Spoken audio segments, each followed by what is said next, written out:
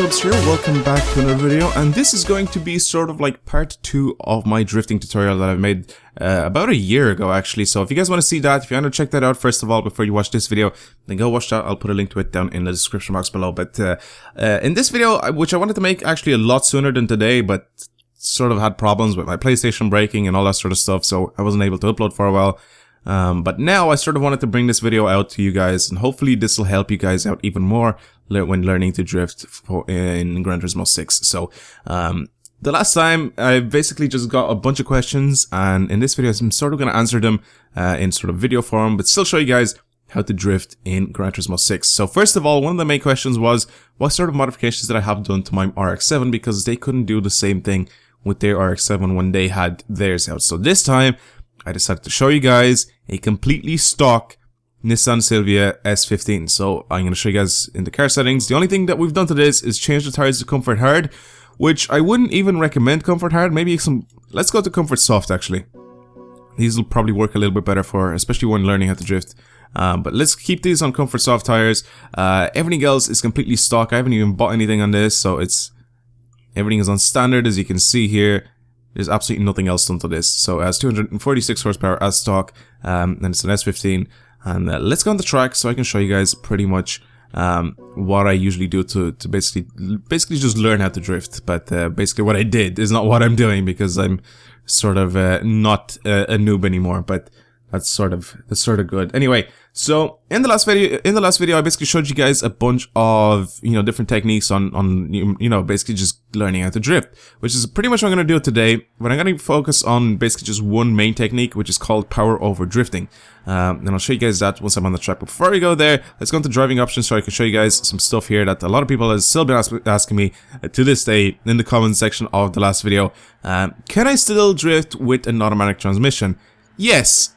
But please focus on drifting with manual. You can slide the car around with automatic, but you can't properly drift with it because you can't change gears whenever you want to. So please drive around with manual transmission. Just learn how to drive with manual transmission, not even just drifting with it. Just learn how to drive with it because it does benefit you a lot. So please just learn how to drive with a manual transmission, and then you should be all good to go with that. Now, our tires, of course, are Comfort Soft. Driving line, you can keep this on if you really want to, so you're sort of still gonna have to follow the driving line when you're drifting. But for learning how to drift, I guess you can keep this off until you sort of just learn how to sort of just go around the track a little bit, and then you can sort of, you know, turn it back on if you really want to sort of drift correctly and actually just follow the actual driving line. But anyway, blind spot indicator, you don't need this, so turn that off. Active steering, turn that off. One main thing that I didn't include in the last video, which was traction control, which I thought people were actually going to understand, that traction control has to be off when you're drifting. Traction control pretty much, you know, tries to prevent you from getting the back out sideways. That's the whole point of traction control, is to basically keep traction of the car. And what you're doing with drifting, you're trying to make it so it loses traction with the back tires, so you actually get the car to slide. So traction control has to be off at all times when you're drifting, so keep that on 0. Active stability management, that's off. ABS, I usually like to keep this on 1 to 3, but most of the time it's on 1 because I like the amount of braking that you can do with the ABS on 1, and the wheels like still don't lock up, and that's very good. Skid recover force, again, this will sort of help you, or this will sort of prevent you from sliding your car, so make sure you keep this off. Control steering sensitivity, basically this is when you're using the left analog stick to turn left or right, basically how fast your wheels are going to end up turning, you know, left or right. So this you can sort of experiment with yourself, but I recommend keeping this on 0. And this is stuff that's to do with a steering wheel, which is not what we're doing today. Yeah, let's go on and actually start driving around on the track, and I'll show you guys some stuff here. Alright, so now that we're on the track, let's get to some sliding. So I'll show you guys pretty much the power over technique. Basically go into a corner about 70 kilometers an hour, specifically this one. And when you're in the corner, floor it and turn into the corner, and basically the back is basically just going to do that. It's going to step out. But if you leave it to step out, actually I'm going to show you guys what you do if you don't do anything. Basically what I did there was I counter steered, which is what you're supposed to be doing. But if you go into a corner, you floor it, back steps out. Basically, you're just gonna end up spinning out, and usually the back is gonna face the way you want to go. There, I still didn't let it spin out completely because I took my foot off the gas. So, you know, it's really hard to sort of explain to you guys this, since like my whole the whole reason for drifting is to prevent yourself from doing that. But you know, when you're in the corner, right, this is called power over, and basically you go about halfway through the corner, you turn in, and then you floor it, right? So then the back is gonna step out, and you know, you're gonna probably end up spinning out a bunch until you actually learn to do what I'm showing you guys to do. But then at that point, you're gonna have to end up going and you counter steer, right? So just pretend I'm in that corner right now. I'm turning, you know, right, and I floored it. My car is sort of angled at this direction right now.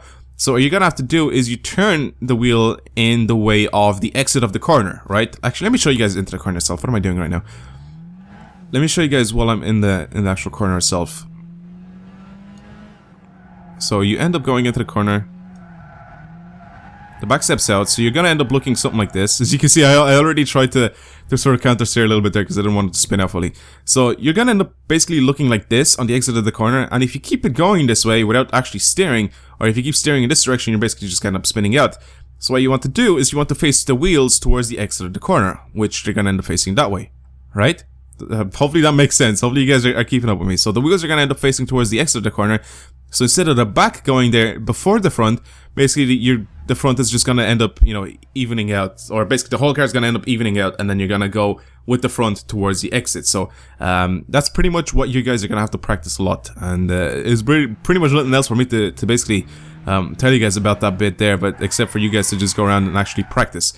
So let me show you guys from the cockpit view. Hopefully I can do this because I'm really sucky at drifting in cockpit view. So second gear, go into the corner, floor it, back steps out, you counter steer, and then you get the basically the front to go in the same direction as well as the back, which basically you're just gonna end up starting your drift. Now once you end up doing that a bunch, and you actually learn how to do that, what you're gonna need to do is basically accelerate when you're counter steering, and then basically you're just gonna bring the back with the front,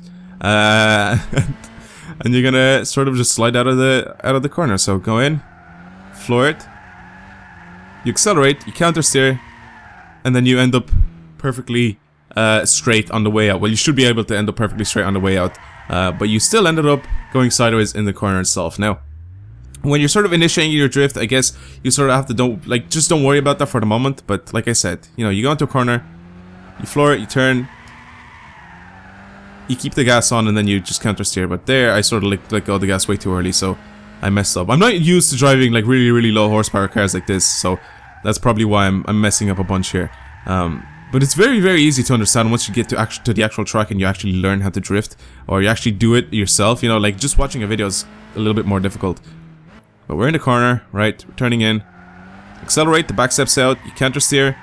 You continue to accelerate, and you keep counter steering, and you go out. Now, you can't just completely full-on steer, right? So your wheels can't just always be like this, and then you floor it, because you're just gonna end up. Actually, I'll show you guys exactly what's gonna happen. But there sort of has to be a balance between the steering and the actual acceleration. So if you check out the little bar. If you check out the little bar at the bottom left where the gas is, you guys will see that I don't always just keep it on. So it's not always like this. You know, I don't always just like hit the rev limiter. It like keeps going like up or down, or it keeps doing this, right? Anyway, let me show you guys what happens if you just keep full on gas and full on counter steer. Right? You just end up going off the track. It's just very simple. You can't just keep the counter steer on at all times and just, you know, pretend that nothing happens, because you're just gonna end up going off and hitting into the wall.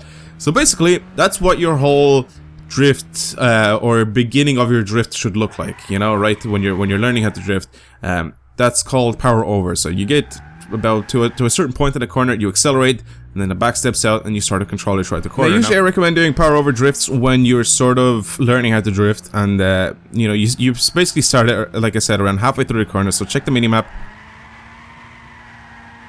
And there you go. You can keep your sides going. You can keep it floored when you sort of have a lot of control over it. But of course, at the beginning, you can't just constantly floor it, because it's not going to work out that way. But with a car that's sort of weak like this, you can sort of do that very easily. So let's try this one more time, and then I'll show you guys how to initiate your drift. So go in, you turn in, you accelerate, back steps out, and then you control it on the way out. And there you go. And then you can continue driving, which is, like I said, very easy. Now, there's a couple of ways to initiate a drift. First of all, you can do it with the handbrake. So if you go into the corner and you use your handbrake to turn in, you can also use the weight of the car. So you can go from basically like here, you know, when you go from the inside of the corner to the outside and then back in. So you can go like this. And pretty much just use the exact same technique like I showed you. So it's just basically power over drifting, but you just started off a lot earlier. So you can try to do that if you don't want to mess around with the handbrake. If you don't know how much you need to use the handbrake for that, you can just basically use the same power over technique and just go around and do that. So like I said, let's try to do this again, see if I can do it. So go from the inside to the out and then in. You're basically just using the weight of the car to be able to sort of initiate your drift, and that's basically how that works. Is you just throw your car into one direction and then suddenly change into the other direction, and then the weight of the car is basically just all going to lean to one direction, which you're going to end up, you know, the car is going to end up just starting to slide. Now with the handbrake, it's sort of going to be very similar again, but keep it on the outside and then just use the handbrake when you're turning in, and then the back should step out like so, right? It's very, very simple with the handbrake. You don't even need to keep it pressed a lot, but you press it a little bit until the back starts to step out, and then you use your acceleration the same way as we did with the power over drifting, and you just continue your drift out, and that's pretty much the whole thing there. So let me try to do a drift with the handbrake to initiate it. So you go wide, you go fast, handbrake. There you go. This car needs a lot more power, honestly. Like, it does need a lot more power from me. I'm not used to driving like really slow cars like this. Alright, let me try this again. Hopefully I can get this done right. Alright, let's try to go a little bit faster into the corner as well. So we go wide, handbrake. There we go. I'm just not used to driving like slower cars like this. I mean, this is perfect for learning how to drift because you're not going to end up spinning out too often, and you have a lot more control over the car itself. But when you're going with something that has a lot more horsepower, you're going to end up spinning out way too much. So me showing you guys a drifting tutorial the last time with the RX-7 has like 600 horsepower was not the best thing. But basically just drifting around with something like this is very, very good, especially for learning how to drift. So there you go. Hopefully you guys understood that. So let's try out the other thing where I showed you guys how to basically just throw the car into the corner one more time. So go wide and then suddenly change direction, back steps out, and then you sort of drift your way out. Now there I used the handbrake in the middle of the drift because I saw that I was gonna end up going off the track. So basically using the handbrake in the middle of the drift is pretty much the same way as initiating the drift. You just use the handbrake to sort of get the back out a little bit more. So basically what I did there is just I tried to get a little bit more angle, so I sort of wouldn't end up going off the track, and I just continued to go, you know, on the track and out of the corner. So that's pretty much it. Hopefully this video helped out. If you guys still have any more questions, leave them down in the comments below, and I will try my best to explain to you guys. But pretty much just try these techniques, and you'll end up pretty much doing just fine. But there's really nothing else for me to tell you guys except for just practicing, which is pretty much what I told you guys in the last video. It's just do these techniques and just practice, I guess, you know. There's literally nothing else for me to tell you guys what to do. But that's it. Hopefully you guys have enjoyed this video. It's a lot more simpler, I think, than the last video. Basically explain to you guys what you need to do all this sort of stuff. Now, like I said in the beginning, when you're learning how to drift, just do power over drifts like I'm doing like right now. You don't need to initiate a drift or anything. Just turn into the corner and just learn how to actually control the car itself before you actually, you know, begin your drifting like properly. So just learn how to do power over drifts on pretty much any corner possible, and then, you know, you can worry about initiating the drift with the handbrake or using the weight transfer like I've showed you guys in the video. But like I said, thank you guys for watching today's video. Hopefully you've enjoyed it, and I will talk to you guys later. Come on, let's keep it going. Yeah, it needs a little bit more power. But anyway, I'll talk to you guys later. Goodbye.